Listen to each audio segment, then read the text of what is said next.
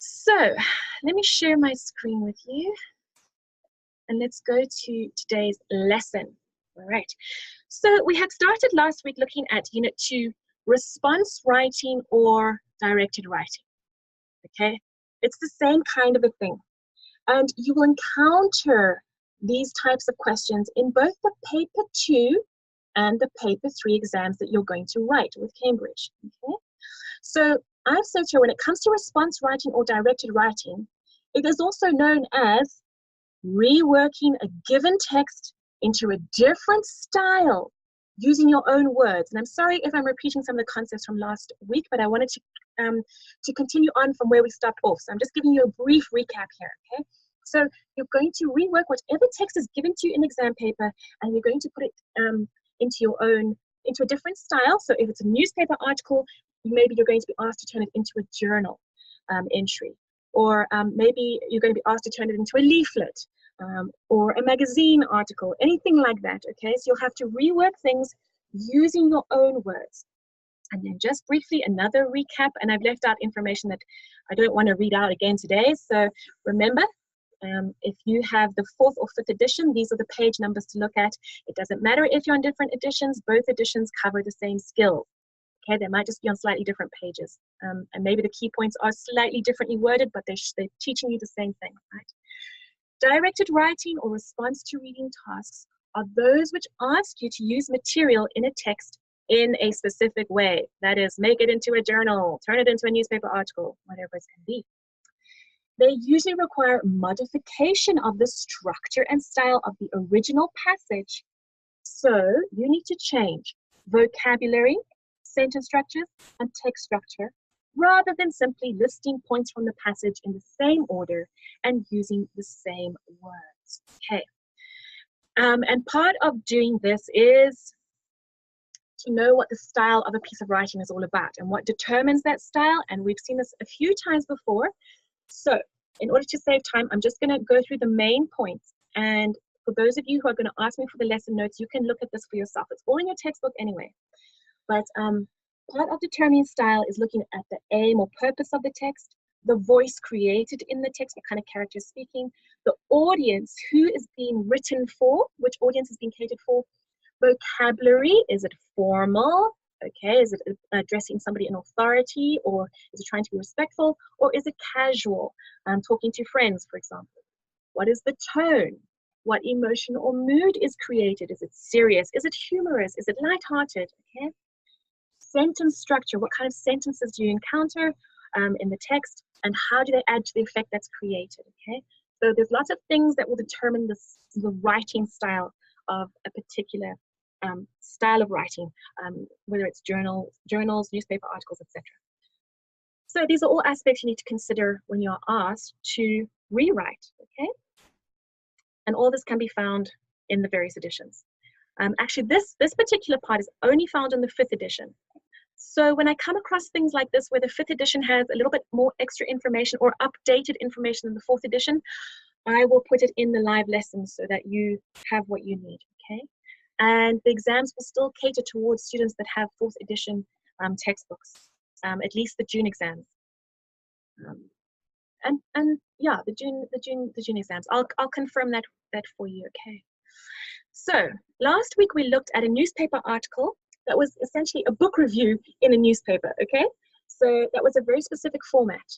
And today I want to look at the concept of journal writing. And why is this significant? Because in your first assignment, you're going to have to write a journal entry, okay? So it's good for us to get used to looking at these kind of ideas now, so that when it comes to your assignment, we'll be fine. And for those of you who've already done the assignment, this is all revision, so that in the exam, you know how to tackle a journal assignment. Okay. It says, read the following extracts from the journal of the Antarctic explorer Robert Falcon Scott, who is mentioned in the article in Activity 2. You'll see it in the textbooks. On 16th of January 1912, he discovered that the Norwegian explorer Roald Amundsen had beaten him to the South Pole. Okay, so they've gone on a huge expedition, and they want to be the first to reach the South Pole.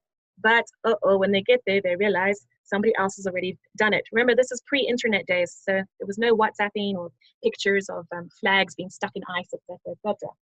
Okay, so this should be around about page 13 of your textbooks, just in case you wanted to annotate. Let's have a look at this journal entry. Okay. First thing to notice, there are dates, 17th of Jan. And after the date, there's a colon. What do colons do? Well, they indicate that some sort of information is about to follow. The date and then an indication something else is going to be given. More information is to follow. Okay?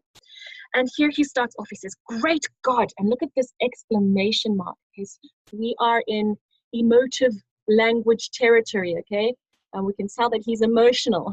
Emotive language. Okay, it's almost like he's appealing to God. All right, great God.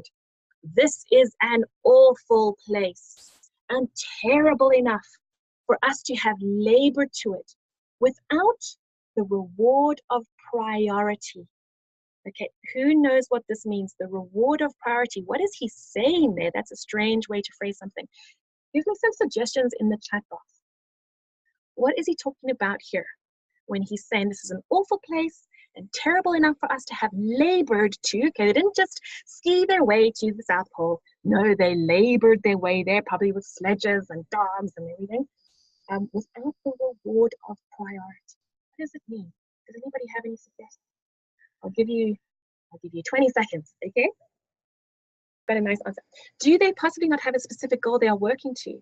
They are just laboring. Okay, yes, they have a specific goal they are working to.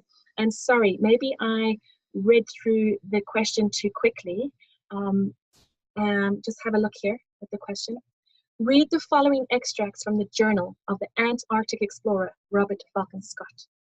On the 16th of January 1912, he discovered that the Norwegian explorer Roald Amundsen had beaten him to the South Pole. All right, so always good to reread questions. I've got another suggestion here. They didn't complete their most important goal. Exactly, good. The priority to be the first to go to the South Pole. Excellent, nice. You've got the suggestions going, excellent.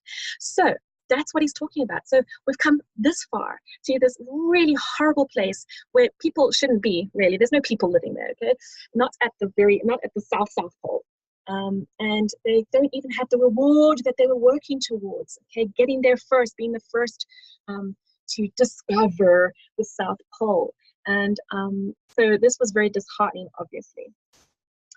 Well, it is something to have got here, at least. He's looking at the bright side. He's being a bit optimistic. At least we've got here.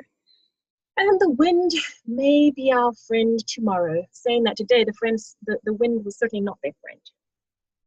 So this is interesting.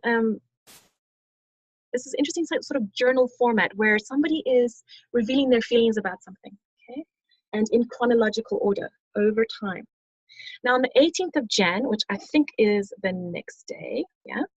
Well, we have turned our back now on the goal of our ambition with sore feelings. What an interesting way to say we're so downhearted, we're so dispirited right now.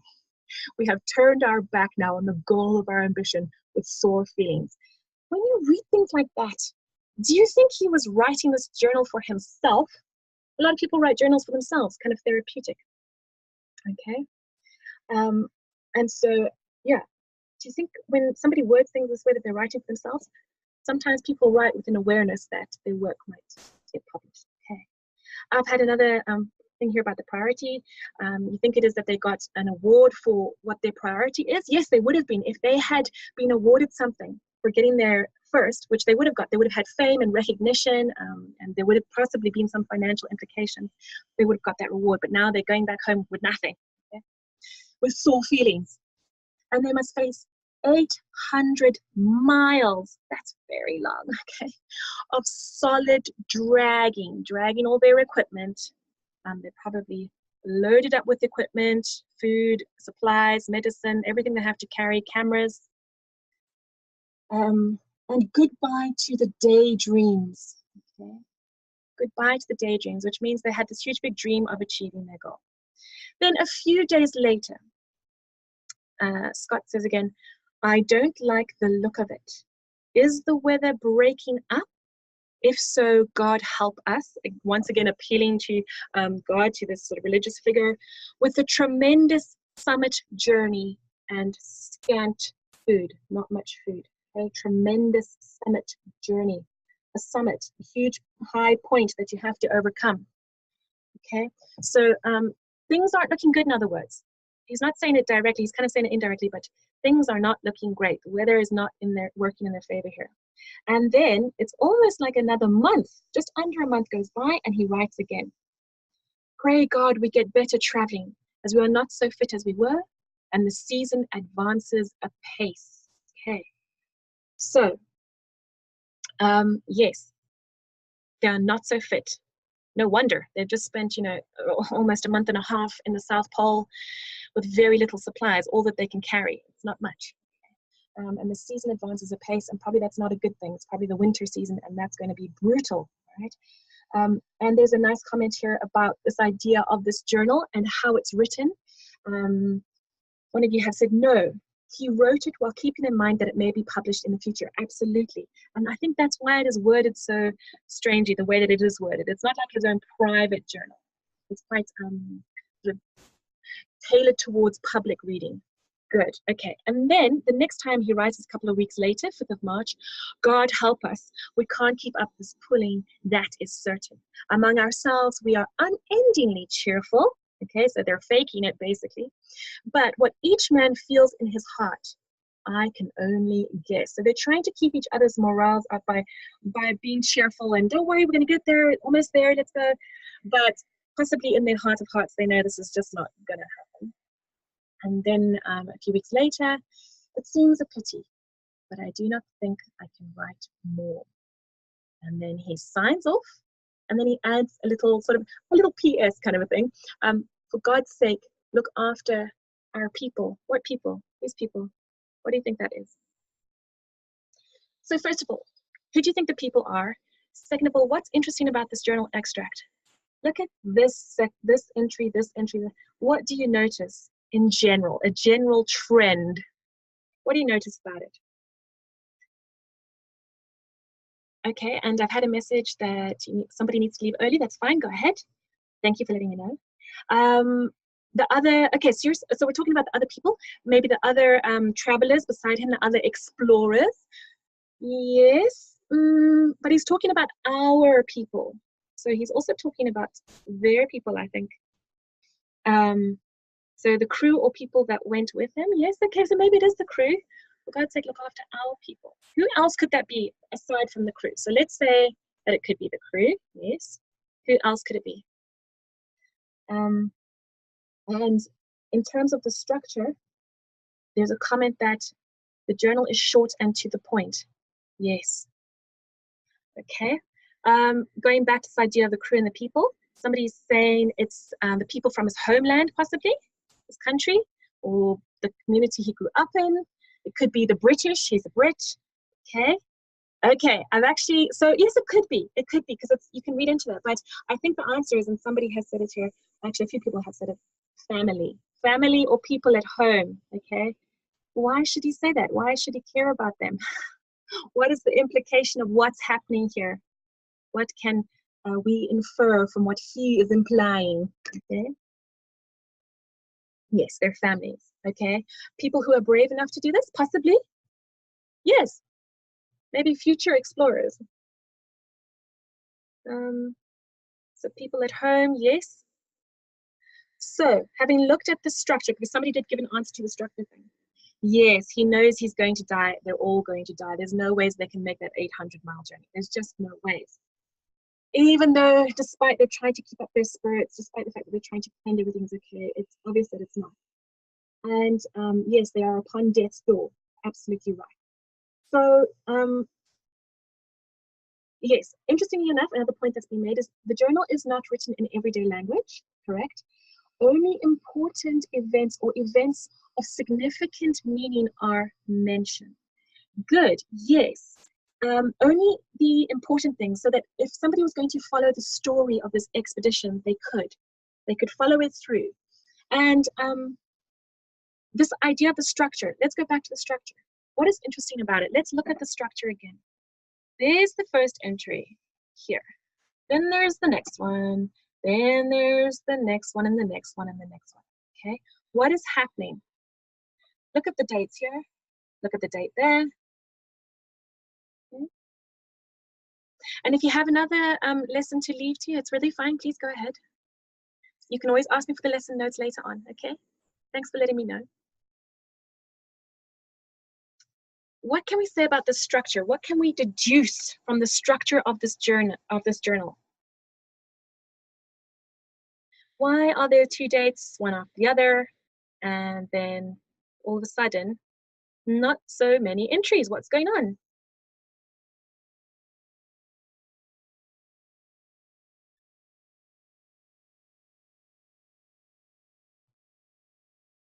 Frostbite? Yes, possibly frostbite. Practicalities. He's not in great shape. He can't ride as much. Okay. I'm sorry to hear your Wi-Fi connection is bad. I will try and get a copy of these lesson notes to you if you send me a message, okay? So yes, frostbite. It's probably physical hardship. He cannot endure it anymore. And maybe because the weather conditions are getting more and more severe, it's actually difficult to ride in these very high winds that are blowing constantly at you. Even if you're in a tent, possibly it's hard to get any respite, and to actually get your hands out and to write, okay? So next time you have to write an exam, be grateful you're not in the South Pole doing it, okay?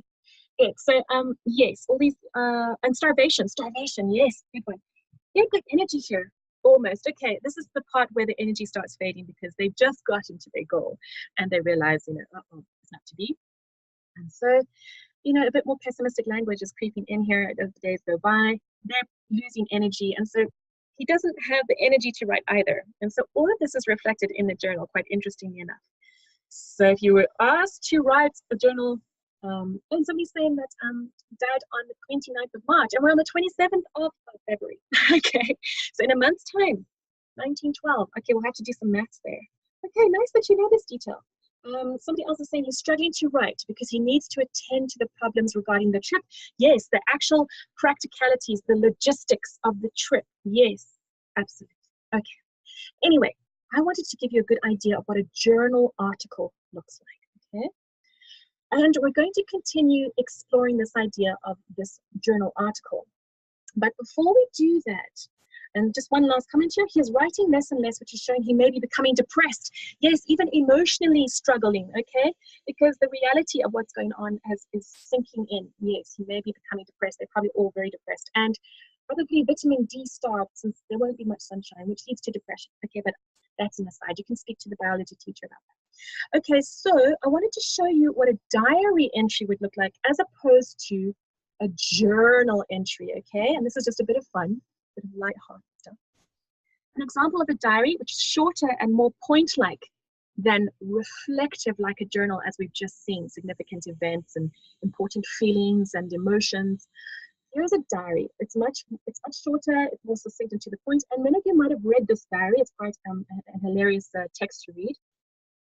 It's the secret diary of Adrian Mole, aged 13 3/4, that's supposed to say. Okay, so let's have a look at his diary entry. He's got dates. Friday, January the 2nd. Monday, January the 4th. Okay, so it's definitely a diary format. Every couple of days he's writing it. He says, I feel terrible today. It's because my mother was singing loudly at 2 a.m. What a mother. I think my parents are alcoholics. Next year, I could be in a children's home. The dog broke the model ship that my father spent 3 months building. He was really angry. The spot on my chin is bigger. It's because my mother doesn't know about vitamins. Okay. So these are not exactly significant events, sort of daily things that happen. My father is ill, probably because he doesn't get any vitamins. Okay. My mother can't see the spot on my chin. I wonder why not. Why can't she see it? The dog ran away and I broke the stereo. Today was not a good day. Next one. Nigel, my friend, came to visit on his new bike. It's got a water bottle, a speedometer, a yellow saddle, and thin wheels. I'd love a bike like that. I'd go all over the country. Surely my spot can't get any bigger. Okay, so the dilemmas of a 13 3/4-year-old male. Okay, oh, this could also probably be applied to females too. So I just wanted to show you this idea. so that you could see what a diary entry looks like. It's a bit more, it's less serious, it's less reflective, it's incidental, okay?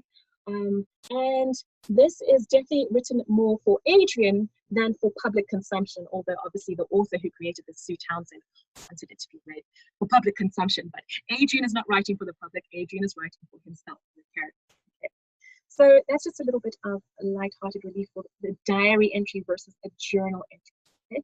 Let's go back to this idea of the journal entry we just looked at and see what it says here. It says here at the key point, although the terms diary and journal are often used interchangeably, the expectations are different for exam purposes. A diary is often a purely personal and private record written in a colloquial style, casual. Okay, this is a casual style, okay? Or even in notes, bullet points, for example, and often consisting of very short entries. A journal is likely to be a formal record of a journey or significant experience intended for a wider audience and possibly for publication. It is therefore written in full sentences and with some consideration of style. We've got 5 minutes left, so I'm sorry I can't get through the rest of this with you. So I'm just going to ask if you can please, when you get these lesson notes, work through the rest of this for yourself, okay? You'll see there's some activities here. And a sample of last week's book review with ideas for characters that you would have to then write a journal entry on, okay? So that was the book review, and then they ask you to write, to put it into a journal entry looking at the point of view of one of the characters. And I've put a sample of what that could look like if you were to do that, okay? So have a look at that, and then obviously you'll get a better idea of what journal should look like. So just very quickly, with your partner or here in the classroom, list the common characteristics of the style of writing used in journals. They are obviously written in the first person using I or we, but what can you say about the following? Okay, so I'm going to keep an eye on your answers. What can you say about the tense of a journal? If we look at this journal, great God, this is an awful place and terrible enough for us. Or, well, we have turned our back now on the goal of our ambition, or I don't like the look of it. What tense is being used there? Is it just one tense? Are there a few tenses? Okay. What do you think? Okay. Let me see if you've got some answers coming in. What tense is that in? I'll come back up to it so you can have a look. Present tense and future tense. Good, there's definitely present tense. Great God, this is an awful place. Right now it's terrible. Okay, future tense, yes, because it says here we must face 800 miles of solid driving. Yes, so there's future things to be done. And present tense, yes. Is there any past tense? Can you see any examples of past tense here? Past tense a little, good, yes, there is some past tense. Well, we have turned our back. There's a past tense verb, turned, ed, turned our back now, but we've turned it, it's turned, okay. Let me just see if there's any other. We are not so fit as we were. Okay, so right now we're not as fit as we were in the past. Okay, so there's touches of past tense, but it's mostly in the present tense. So yes, good. There's a mixture of things going on. So past tense a little, present tense, future tense, yes, there's a mixture. Mostly present tense and a little bit of past tense with a dash of future. Register, what do we mean by register? What register is it in? Well, this just means, is it formal or informal in style, in tone? Okay, is it formal or informal? Let's have a look. What do you think? Great God, this is an awful place and terrible enough for us to have labored to it without the reward of priority. Okay, so informal.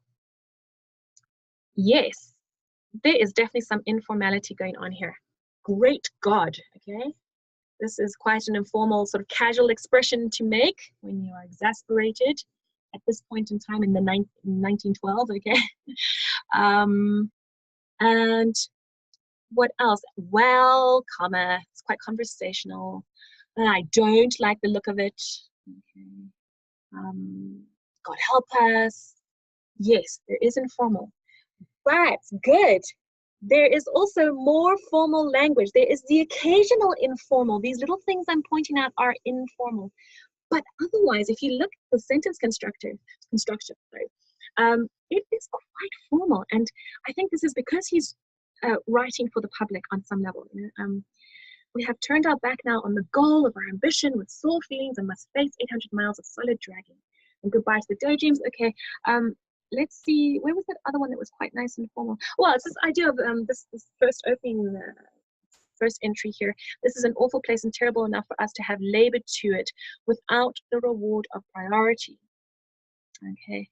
Among ourselves, we are unendingly cheerful, but what each man feels in his heart, I can only guess. So yes, there is some informality, but mostly it is quite formal in the way that it's structured. It sounds like he's not always writing in a casual speaking voice, okay? So it's a mixture. Very good. There's formal and informal. Nice, nice, nice. What time are we on? Oh no, it's 9:30. Okay. I'm gonna have to let you go, everybody. But please have a look at these for yourselves, and I hope to see you next week at the same time. Thank you so much for joining me. Bye. Bye, everybody.